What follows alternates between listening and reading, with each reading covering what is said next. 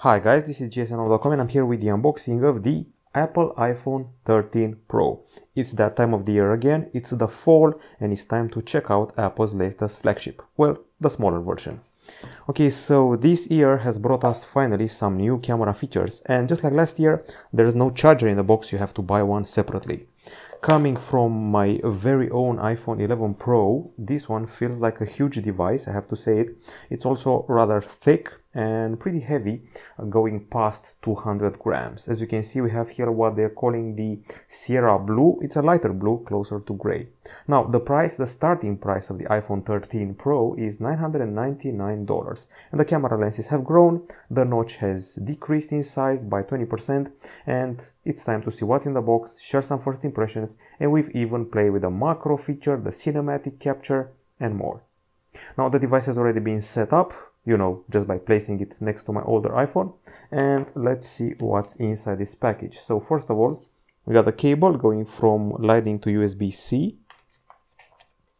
and this little envelope which holds the key used to access the nano SIM card slot, a sticker, Apple sticker of course, and some minor documents to keep you informed. That's everything available here. In case you're wondering, Apple decided last year to ditch the charger and headphones for a cleaner option, a cleaner and safer for the environment approach. You can buy it separately, but from what I understood, in Brazil they're forced to offer a charger, and in France they're forced to offer headphones, so that's kind of interesting. As I said before, the device has already been set up, and if the screen is too bright for you, we can totally solve that problem from here. Now, just like last year, the frame is flat, sort of a tribute for the iPhone 4, and the other colors are gold, gray and silver, aside from this Sierra Blue. Okay, so let's get this out of the way. I'm going to enter Safari now, so you can see the notch, which is a bit smaller now compared to the predecessor, particularly if you actually get to see it on a white background, maybe on an app like this. You can definitely tell it's a bit smaller, but not by a huge margin. Aside from that, I should probably mention that the device has a stainless steel frame, a glass back, and glass at the front as well, with a special ceramic protection, which actually works from what I've seen online. The thickness is 7.7 millimeters, although to be frank, the camera protrusion adds quite a bit, and it sits a bit weirdly, I would have to say, on a flat surface. Not as weird as other phones, but definitely it's there. And I should also mention that this glossy and shiny frame is very easy to stain with your fingerprints and grease. And the power button is flatter compared to my own iPhone 11 Pro.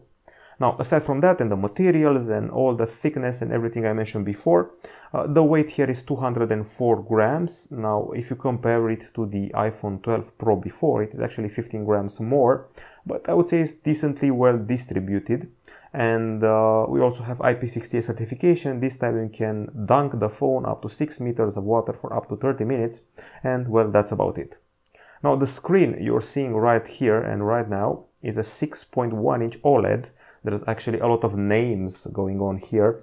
I mean, so we have the 6.1-inch OLED Super Retina XDR ProMotion, which offers a 120 Hz refresh rate, HDR10, Dolby Vision, and more technologies. Of course, True Tone is also here.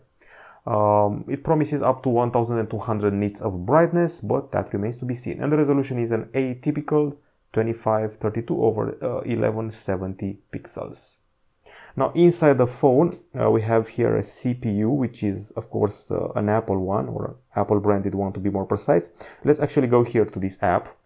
The processor is the Apple A15. It's made by TSMC, 64-bit, 5 nanometers hexa-core, and it's accompanied in this case by 6 gigs of RAM.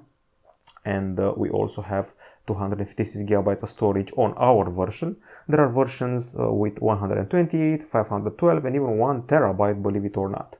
Now, the battery has registered quite the jump, I have to admit it. I'm pretty impressed by Apple this time. So what they did was finally listen to the users who wanted more. The iPhone 12 Pro had a 2815 mAh unit. This one has 3095 mAh, and it promises about 1.5 hours more than the predecessor of, I would say, average battery life.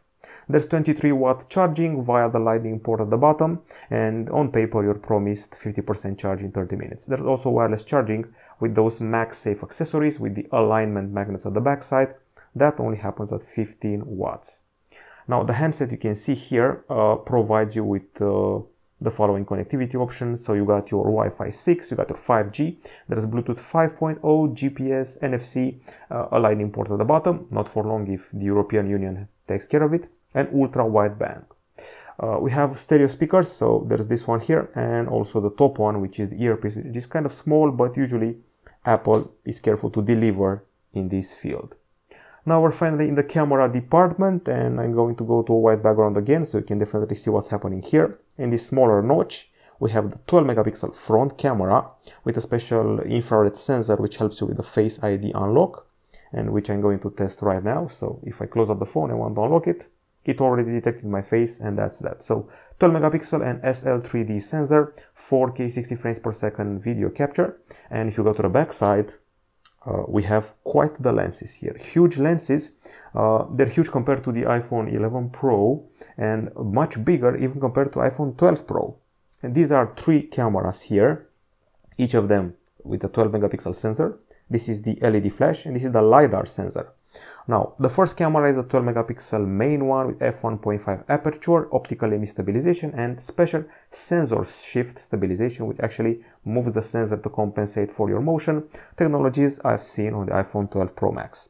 Then we have the 12 megapixel tele camera with 3x optical zoom and phase detection autofocus, and its own optical image stabilization. And then we have the ultra wide camera, which is a 12 megapixel one and helps you with your macro, because it also has its own flavor of autofocus. And all of them completed by the dual LED dual tone flash here, and this ensemble doesn't quite skip to 8K filming yet. It films in 4K at 60 FPS. Okay, I feel like I've talked too much. I think it's actually time to get into the camera. So if you go to the camera here, you'll notice some changes. First of all, you have 3x optical zoom, as you can see here, and also there's an extra option here which lets you change between a few color profiles. There's the regular one. Let's actually go through them. Standard, rich contrast with your settings for tone and warmth, vibrant, warm, and cool, once again with all those extra settings. Now, aside from that, we also have the macro mode, which is activated automatically, and I actually gave it a few attempts. I'm not very impressed by it. That's a spoiler I'll give you. So there's that. Okay, so trying out the macro on a nut of sorts, and it took me a few attempts to get the shot I wanted. I wasn't happy with about 40% of them. And I also noticed the lens change. This one is a failed one, for example.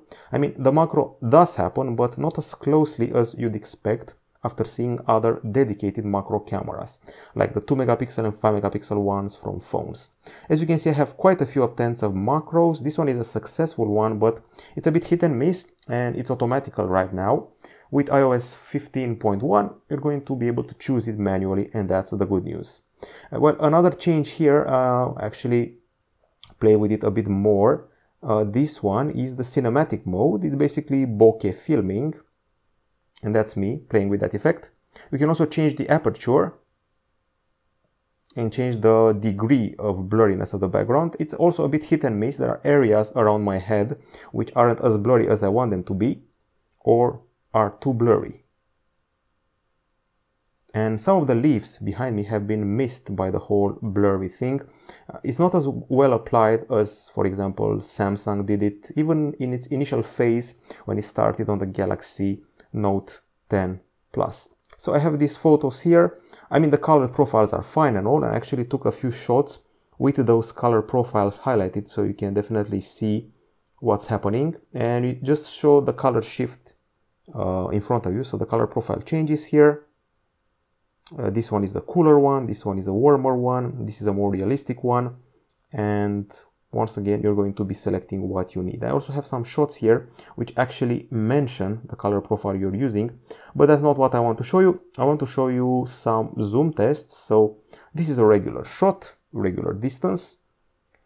This is the well, 3x optical zoom, which is fine but by no means impressive in 2021.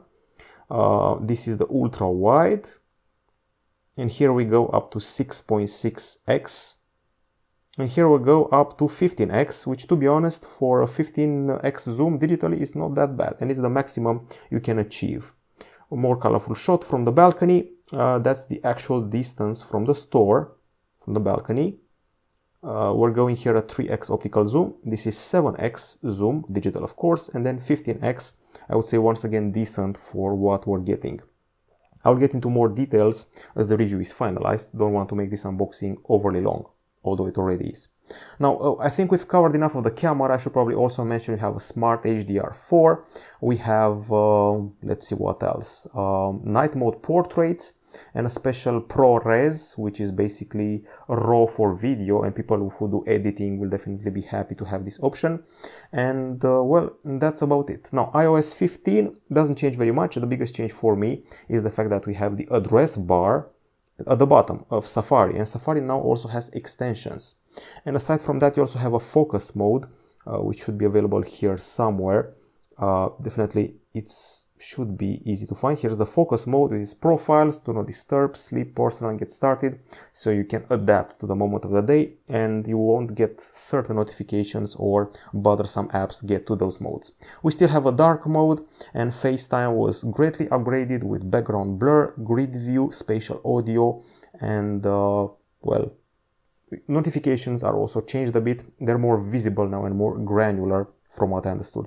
And believe it or not, I don't know if this needed changing. You have a new weather app, which looks a bit cooler and more old school. Actually not bad. It shows more info in more organized fashion. They toned down the effects and focused on the essentials.